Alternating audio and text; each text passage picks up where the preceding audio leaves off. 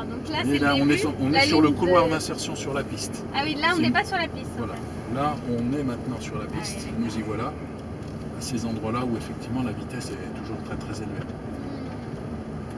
Ouais, tous ces dégagements que vous voyez sont des bacs de sécurité, composés de graviers très techniques. Hein. C'est du roulé alluvionnaire avec des calibrages très précis.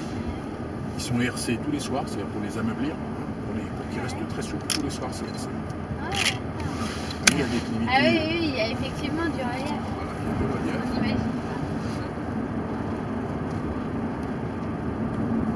Tout ça, ce sont des bacs de sécurité, ne sont pas placés là par hasard. Hein. C'est le fruit de l'expérience. Oui, bien Et puis sûr. du travail C'est qu'on mène. calculé. C'est calculé, y compris les profondeurs. Le positionnement et les profondeurs. Ce qui nous a valu de faire dans la grande cour qu'on va voir tout à l'heure, des travaux pharaoniques pour faire un bac à l'endroit où il y avait qu'un trou. Et c'est 12 mètres de Ah, dénivelé. et là c'est de... Ça, c'est l'ancien circuit, ça a été conservé comme un moyen technique de pouvoir rejoindre l'autre partie très rapidement. Le premier tracé du circuit, c'était celui-ci. Voilà.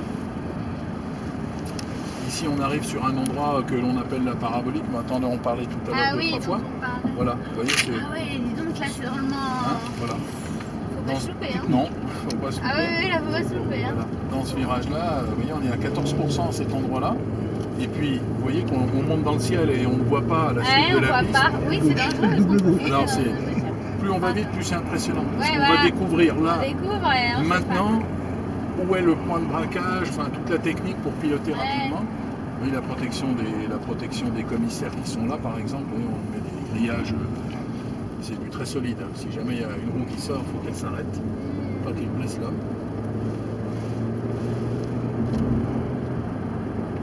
Tous ces points noirs, ce sont des réparations de nivelles. C'est des résines qui sont posées par notre entreprise c'est pour ça sous-traitante. qu'il y a une couleur. Voilà, tout à fait. Ça va disparaître dans les premiers roulages. Ici, on est dans une zone rapide, très technique, qui dessert une grande courbe qui est vraiment une courbe unique là, dans les constructions de circuits en France, qui est la courbe de poids, avec un énorme bac, de sécurité. Et cette courbe-là, vous voyez, elle est très longue. Quoi. Elle s'arrête Voilà, elle ne s'arrête pas. Le point de corde, il est seulement là. Alors qu'on a commencé il y a Voilà, longtemps. c'est très technique à prendre en main. Et là, les pilotes adorent. Vous voyez, ici, on monte à 9% là. Ah, c'est là, d'accord. Voilà. On monte à 9% pour finir commencer à 7, 5, 6, 3. Et puis, là, c'est la fameuse grande ligne droite. Voilà, c'est la fameuse grande ligne droite. Et donc là, le pilote qui a une machine puissante, il peut s'exprimer à fond. Vous voyez ces signaux de sécurité, le clignotant orange, puis tous ces panneaux qui sont noirs là-bas, il est sous mes yeux. Si ça affiche jaune ou rouge, je le verrai instantanément. Là, je passe dessus, je ne peux pas le louper. Là, c'est la ligne d'arrivée qu'on vient de passer. Là, on vient de passer la ligne de départ et d'arrivée, Oui. c'est la même. Alors Enzo, 270 pistes mouillées et grasses. Bah, là, moi, j'ai déjà pris bien plus de 300 en auto. Ah non, mais je parle. 320. C'était avec la Ferrari. Impressionnant. En Ferrari, oui, 270, 280 là. Le freinage. Ici, une Formule 1, pour votre information, ça passe à 245 km/h. Vous voyez, comme vous dites. Là, il n'y a pas plus beaucoup de pilotes capables de le faire. Les pilotes à Pesca, avec les protos qui roulent au 24 heures du Mans, ça roule à 250 dans la courbe. Alors évidemment, quand il y a un incident technique, par exemple, tout est démultiplié rapport à la vitesse. Et c'est pour ça qu'on a besoin d'être tous les matins, il y a des checklists ici, c'est hyper structuré. Chaque checklist, ils font chauffer tous les véhicules, ils vérifient le fonctionnement de tout. Il n'y a pas une grue qui n'est pas testée, pas un engin de levage qui ne sont pas démarrés, vérifiés. Parce que s'il arrive quoi que ce soit, on ne peut pas être dans la surprise de dire merde, qu'est-ce qui se passe. Ça, c'est pas possible. Le matin, les gars, ils ont 1h30 de boulot pour mettre en route la piste. Ouais, 1h30. Ah oui, et puis le soir se rajoute à ça le nettoyage de la piste, parce qu'on la nettoie tous les jours. Et le karting, alors c'est ouvert tous les jours? C'est ouvert aussi tous les jours. Ça fait partie de l'exploitation du circuit. Il n'y en a pas là en ce moment? Non, pour des raisons de météo essentiellement. Mais à partir de tout début mars, on réouvre l'exploitation. Voilà. On réouvre l'exploitation et là, c'est sympa.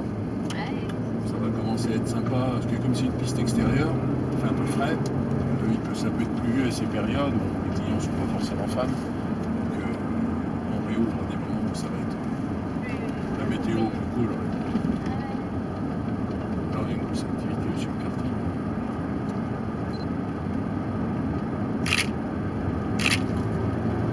On va rentrer par le. Je vais aller une nouvelle fois au bout de la ligne droite et puis on va revenir par la zone du centre de Capri.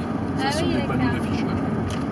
Je vais vous faire voir où ils se Là, trouvent. on est dans la grande courbe. On est dans la grande courbe de poids, on n'est pas très vite, hein, on roule d'habitude presque au double. Ouais.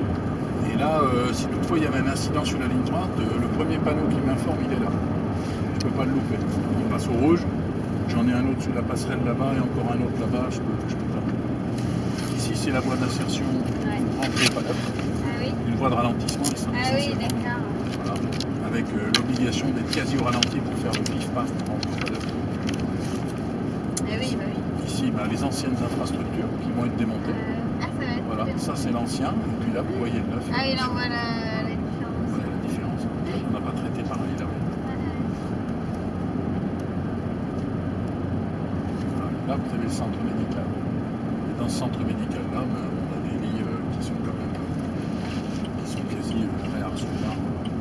Les médecins qui font des résultats sur place dans le but de les conditionner, de pouvoir les faire héliporter ensuite. Là, on tourne. Ces ouvertures peintes en orange, techniquement ça s'appelle des sifflets. Ah oui. Ça permet à la fois à tous les moyens de pouvoir s'engager sans forcément faire un tour de piste. Donc on a de nombreux sifflets au bord de la piste. Ça permet, à moyen technique médical ou de dépannage, de pouvoir accéder à une zone en passant par les voies de secours intérieures.